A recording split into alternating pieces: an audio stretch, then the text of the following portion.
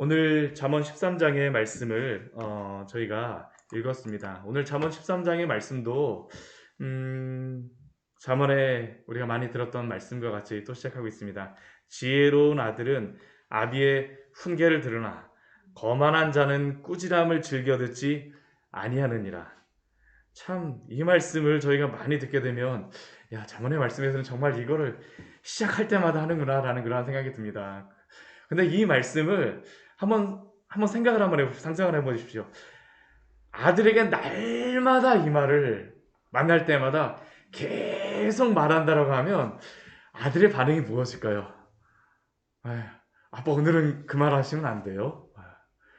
지혜로운 아들은 아비의 훈계를 들어야지. 그런데 이 말을 또 하게 되면 아무리 좋은 이야기를 할지라도 사실은 그 이야기를 계속 듣는 것이 쉽지 않습니다. 저도 저희 딸들에게 이게 아이들이 실수하는 그런 것들이 반복되는 그런 부분들이 있잖아요. 그러면 저도 말하는 게 항상 하다 보면 반복됩니다. 그러다 보면 아빠 오늘 또 그 이야기 하려고 그랬지. 그 이야기를 하는 그러한 그 이야기를 제가 듣곤 하는데 근데 아비의 훈계를 듣는다라는 이 의미 가운데 무엇이 있을까요? 거만한 자는 꾸지람을 듣지 않는다라고 이야기하는데 이미 알고 있다라는 그 의미가 이 안에 있는 것이며 또한 자신이 잘 알고 있기 때문에 더 이상 아버지의 말이 필요가 없다라는 겁니다. 근데 이 지혜로운 아들이라 할지라도 아버지의 훈계를 듣는다라는 그러한 의미 속에는 이것이 그러한 아버지의 말을 또 듣기 위하여서 내 몸을 쳐서 내 귀를 쳐서 복종시킨다라는 게 사실은 이것 안에 들어있는 것입니다. 우리가 하나님의 말씀을 들을 때 그렇죠. 하나님의 말씀이 어제 말씀하셨던 것, 오늘 말씀하시고 또 이전에 말씀하셨던 것, 오늘 또 말씀하시는 것 같아도 그러나 그 말씀대로 우리가 정말로 살아가고 있느냐? 사실은 그 말씀 앞에 우리를 세워보게 되면 우리의 모습이 그렇지 못할 때가 얼마나 많이 있습니까? 근데 우리가 그 말씀 앞에 우리가 우리 스스로를 쳐서 복종시키는 그러한 지혜가 우리 가운데 있습니까? 여호와를 경외하는 그러한 지혜, 그러한 지혜로운 아들은 아비의 훈계를 듣는다라고 말합니다. 주의해서 듣죠. 주의해서 듣습니다. 이게 단순히 좋아서뿐만 아니라 그 안에 의지적인 그러한 또 열심으로써 또한 이 말씀을 듣고자 하는 것이 있죠. 오늘 2절 말씀도 또 우리 오늘 2절부터 6절까지의 말씀은 이게 사실은 앞에서 말하였던 그런 반복적인 그러한 것들의 말씀입니다. 특별히 오늘 이 부분에 대해서는 말씀에 대하여서 말의 언행에 대하여서 많이 말하고 있는데요. 아버지의 언행에 대하여서는 아버지의 말에 대하여서는 들어야 되지만 또 우리 말하는 사람들 아들은 어떻게 말을 해야 됩니까? 사람의 입의 열매로 인하여서 복록을 누린다라고 말합니다. 그 입의 열매로 인하여서 선한 것들을 그 열매를 맺혀주게 됩니다. 그러나 마음이 괴사한 자, 그 지혜롭지 않은 자, 그 말에 대해서 복종하지 않는 아들은 어떻습니까? 그런 사람은 어떻습니까? 스스로가 오히려 반대로 강포를 당하죠. 괴사한 그러한 마음을 갖고 듣지 않는 자는 굴복하지 않는 자는 강포를 당한다라는 겁니다. 또 우리 3절 말씀 우리 같이 한번 읽어보도록 하겠습니다. 입을 지키는 자는 자기의 생명을 보존하나 입술을 크게 벌리는 자에게는 멸망이 오느니라. 입을 지키는 자, 입의 열매, 그 입의 열매를 인하여서 그 아름다운 자신이 열매를 얻는 복구를 얻는 것과 같이 입을 지키는 자는 또한 생명을 보존한다라고 말합니다. 그러나 입술을 크게 벌리고 해야 될 말, 안 해야 될 말. 사실 우리가 말을 많이 하다 보면 하지 말아야 될 말들도 때로는 실수로 다 우리가 할 때가 있잖아요. 그렇죠? 이 말을 하지 말았어야 되는 건데 아버지가 분명히 이야기하죠. 그러한 말은 하지 말라라고요. 지혜로운 자는 입을 지키는 자입니다. 입을 지키는 자이죠. 그에게 생명을 보존하는 그러한 것이 있다라고 오늘도 하나님께서 아버지의 그러한 말씀을 통하여 말을 통하여서 우리에게 말씀하여 주시는 것입니다. 또 우리 4절 말씀에서는 게으름과 부지런함에 대하여서 우리에게 말씀합니다. 게으른 자는 마음으로 원하여도 얻지 못하나 부지런한 자의 마음은 풍족함을 얻느니라. 게으르게 되면 아무리 그 마음속에 큰 소원과 정말 마음으로만 하게 되면 못 이루는 소원이 하나도 없죠. 그렇죠? 못할 그러한 일들이었고, 그런데 게으른 자는 어떻습니까? 마음으로 아무리 큰 것을 원한다 할지라도, 아무리 큰 계획을 세웠다 할지라도 얻지 못하나 부지런한 자의 마음은 풍족함을 얻느니라. 우리의 마음도 부지런해야 됩니다. 그렇죠? 마음도 부지런해야 됩니다. 선한 방향을 향하여서, 우리가 어제 주일의 말씀에 보았던 것과 같이 염려를 향하여서 우리의 마음이 부지런한 것이 아니라 선한 일들을 향하여서, 하나님이 주는 그 소망에 대하여서 오늘도 부지런한 마음을 갖고 지내십시오. 하나님께서 우리에게 풍족함을 허락하여 줄 줄 믿습니다. 또 우리 의인은 거짓말을 미워한다라고 우리 말하고 있습니다. 의인은 거짓말을 미워하죠. 하나님을 경외하는 자는 거짓말을 미워할 수밖에 없습니다. 하나님은 거짓 하나님이 아니시거든요. 그러나 악인 어떻습니까? 행위가 흉악하여서 하나님을 경외하지 않기 때문에, 여호와를 경외하지 않기 때문에 부끄러운 데에 이른다라고 오늘도 우리에게 말씀하고 있습니다. 우리 결론적으로 이러한 반복되어진 여러 가지 그러한 말에 대해서 우리 결론적으로 6절에서 이렇게 말씀합니다. 우리 같이 한번 읽어보도록 하겠습니다. 공의는 행실이 정직한 자를 보호하고 악은 죄인을 패망하게 하느니라. 공의는 행실이 정직한 자를 보호하고 여호와를 경외하는 그 길, 그 공의의 길을 가는 그러한 사람은 그러한 행실로 인하여서 보호함을 받을 것이지만 악의 결과는 무엇입니까? 패망하게 한다는 것이죠. 잠언의 말씀은 항상 두 길이 있다는 것을 우리에게 말씀합니다. 하나님을 경외하는 그 길 가운데에서는 보호와 생명이 있으나, 그러나 악한 데에 대하여서는, 악한 길에 대하여서는 생명을 잃게 되고 패망한다라는 것을 오늘도 우리에게 말씀합니다. 우리 7절서부터 우리 11절까지의 말씀에서는 재물에 대하여서 말씀하고 있습니다. 여기에서는 재물에 대한 그러한 말씀을 우리에게 말하고 있는데요. 잠언에서는 결코 재물에 대하여서 재물이 악하다라고 말하지 않습니다. 재물이 악하다라고 말하지 않습니다. 그러나 재물에 대하여서 속지 말라라는 것을 우리에게 지속적으로 말하고 있습니다. 우리 7절 말씀에도 그 말씀이죠. 스스로 부한치 하여도 아무것도 없는 자가 있고 스스로 가난한 채 하여도 재물이 많은 자가 있느니라. 이건 스스로 자신이 아무리 재물이 많은 것처럼 허세를 부린다 할지라도 아무것도 없을 수 있다라는 겁니다. 그렇지 않습니까?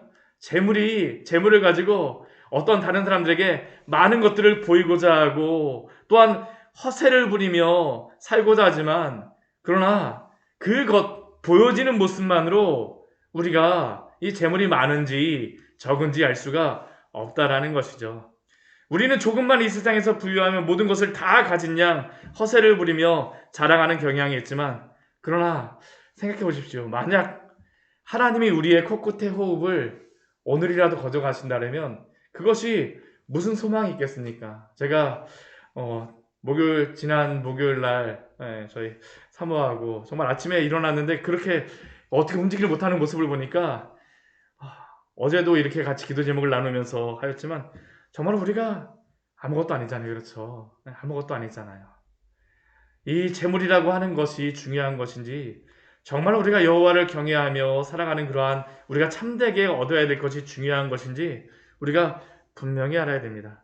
또한 이러한 우리 자신을 이러한 것들에 스스로 부한치 않은 것도 있지만 또 이러한 것들에 대해서 미혹되지도 말아야 됩니다. 이 세상에 부를 소유한 사람 앞에서 우리가 때로는 여러 가지로 그 막강한 권세 앞에서 두려워하고 또 그 앞에 우리가 허리를 숙이려고 할 때, 그러나 그러한 모습에 속지 마십시오. 우리가 진정으로 부유해야 할 것은, 우리가 예배해야 될 분은 하나님이시지 이 세상의 부유함과 권력이 아님을 우리가 기억해야 합니다.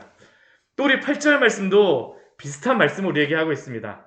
사람의 재물이 자기의 생명의 속전일 수 있으나 가난한 자는 협박을 받을 일이 없느니라. 때로는 돈이 많고 부유하게 되면 생명을 구원하는 그러한 것으로서 사용될 때가 있습니다. 돈이 유용할 때가 있다라는 것이죠. 분명히 유용할 때가 있습니다. 그런데 8절 우리 뒤에 말씀해 보게 되면 돈이 유용할 수는 있으나 가난한 자는 어떻습니까? 아예 협박받을 일이 없다라는 것이죠. 자기의 생명의 속전으로 돈을 사용할 일이 아예 없다라는 것이 우리 8절 말씀에서 우리에게 주시는 그러한 말씀입니다. 이 세상에 돈을 절대적인 가치가 있다라고 생각하는 그러한 생각을 가지고는 많은 그러한 이 시대의 사람들 가운데, 그러나 오히려 돈으로 말미암아 필요 없는 문제와 근심과 걱정을 가지고 살아가는 경우가 얼마나 많습니까? 마냥 돈이 많은 것이 좋은 것도 아니죠. 또한 이 말씀도 본질적으로 우리에게 무엇이 중요하냐라는 것을 우리에게 말씀하고 있습니다. 하나님으로 부유해지는 우리 귀한 성도님들 되시기를 축원합니다. 그러한 영혼에게 무엇이 있을까요? 우리 9절 말씀 같이 한번 읽어보겠습니다. 의인의 빛은 환하게 빛나고 악인의 등불은 꺼지느니라. 의인은 하나님으로 인하여서 환하게 빛나는 것입니다. 우리가 재물로 인하여 빛나지 않죠. 의인의 빛은 우리의 마음도 그렇습니다. 우리의 마음이 이 재물이 없다 그래서 어두워지는 것 아닙니다. 그렇죠? 하나님으로 인하여서 하나님으로 부유할 때 오늘도 소망을 갖고 환하게 빛나는 그러한 삶을 살아갈 수 있습니다. 또한 우리 11절 말씀에서도 재물에 대해서 이렇게 말씀을 하고 있죠. 망령되이 얻은 재물은 줄어가고 손으로 모은 것은 늘어가느니라. 이 망령되이 얻은 재물이라는 것은 우리가 전도서 말씀에 헛되고 헛되니라는 그러한 말씀입니다. 이 재물 자체가 이 망령되이 얻었다는 것은 헛된 재물을 향하여서 그것을 향해서 막 얻으려고 소원하고 많이 얻은 것 같지만 그것이 어떻습니까? 헛되다라는 것이죠. 그러나 우리가 또 재물을 얻을 때에 헛된 그러한 것뿐만 아니라 우리가 손으로 모은 것은 어떻습니까? 열심히 수고하며 얻은 그러한 재물들을 향하여서는 또 우리가 지혜롭게 사용하는 그러한 모습들이 있지 않습니까? 우리 주님께서도 우리 예수님께서도 이 재물에 대하여서 어떻게 사용해야 될지를 많이 말씀하여 주셨습니다. 우리 누가복음 16장 말씀해 보게 되면 예수님이 주셨던 그러한 재물에 대한 그러한 말씀이 있죠. 우리 말씀 같이 한번 찾아보도록 할까요? 누가복음 16장의 말씀입니다. 누가복음 16장 우리 10절과 우리 11절 말씀 우리 같이 한번 읽어보도록 하겠습니다. 누가복음 16장 10절과 11절의 말씀입니다. 같이 한번 읽어보겠습니다. 지극히 작은 것에 충성된 자는 큰 것에도 충성되고 지극히 작은 것에 불의한 자는 큰 것에도 불의하니라. 너희가 만일 불의한 재물에도 충성하지 아니하면 누가 참된 것으로 너희에게 맡기겠느냐. 우리 앞에 비유에서는 우리가 얼마 전에 누가복음 말씀을 보면서 같이 보았었지만 이 세상에서 참 불의한 청지기에 대해서 나오죠. 주인의 재물을 허비하는 그러한 그 청지기. 그래서 주인의 그러한 재물을 가지고 허비한다는 이야기를 들었는데 오히려 그 재물을 가지고 어떻게 합니까? 다른 사람들에게 막 나눠줘요. 빚을 막 탕감해 줍니다. 그런데 마지막에 보게 되면 칭찬을 받고 있죠. 이 칭찬이 다른 게 아닙니다. 이 불의한 재물이라는 것은 무엇입니까? 이 세상에서 하나님이 우리에게 맡겨주신 그러한 재물들이죠. 근데 그 재물들을 가지고 우리가 지혜롭게 취하고 지혜롭게 소비하는 것을 통하여서 하나님이 또한 하나님의 앞에 충성할 수 있음을 우리에게 알려주시는 겁니다. 만약 이 세상에서 맡겨주신 어떻게 보면 없어질 그러한 재물이라고 하지만 불의한 재물이라고 말씀하셨지만 그것에 하나님의 그러한 이름을 갖고 충성하지 아니하면 누가 참된 것으로 너희에게 맡기겠느냐. 이 세상의 불의한 재물을 가지고 우리가 그래서 이 세상에 또한 친구를 사귀라고 또한 예수님이 우리에게 말씀하시는 것 아닙니까? 우리가 이 재물을 사귈 때에 무엇이 주인인지를 항상 기억하십시오. 이 세상의 재물이 없어지는 것이지만 그러나 이 재물을 가지고 우리가 지혜로운 청지기로서 살아갈 때에 또한 하나님의 영광을 드러내는 그러한 귀한 일들을 우리를 통하여서 이루시는 줄 믿습니다. 또 우리 12절과 13절 말씀에 보게 되면 소원함에 대하여서 우리에게 말씀합니다. 우리 12절 말씀 같이 한번 읽어보도록 하겠습니다. 소망이 더디 이루어지면 그것이 마음을 상하게 하거니와 소원이 이루어지는 것은 곧 생명나무니라. 정말 그렇지 않습니까? 우리가 마음속에 여러 가지 소망과 소원이 있는데 정말 소원이 이루어지게 되면 우리의 마음이 어떻게 돼요? 확 살아나고 너무나 즐거운 그러한 일들이 있지 않습니까? 그런데 소망이 더디 이루어지게 되면 그 마음속에서 그것 때문에 많이 근심을 하게 되죠. 소원이 이루어지는 것은 곧 생명나무라. 그러나 이 소원에서 우리가 잊지 말아야 될 것이 있습니다. 그 소원이 어떤 방향으로 우리가 향하느냐라는 것을 항상 잊지 말아야 되겠죠. 아무리 우리의 마음에 소원이라 할지라도 그것이 악을 이루는 그러한 소원이라 그러면 그것이 생명나무가 될까요? 그럴 수가 없습니다. 그래서 우리 13절 말씀을 우리에게 바로 말씀하여 주시죠. 말씀을 멸시하는 자는 자기의 패망을 이루고 계명을 두려워하는 자는 상을 받느니라. 계명을 두려워하는 가운데에 하나님이 주시는 그 소원을 우리가 소망해야 됩니다.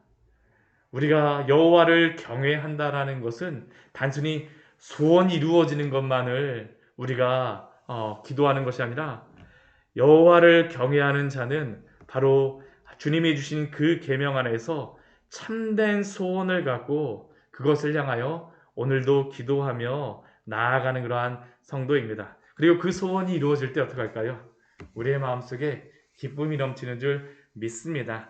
말씀을 정리하도록 하겠습니다. 오늘 말씀에 재물과 여러 가지 이전에 말씀하셨던 말과 여러 가지 것들을 말씀합니다.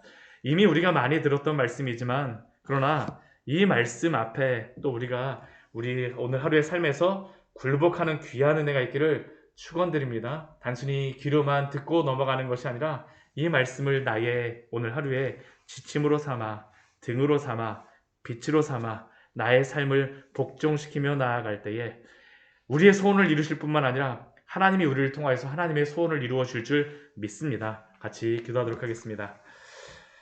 하나님 아버지, 오늘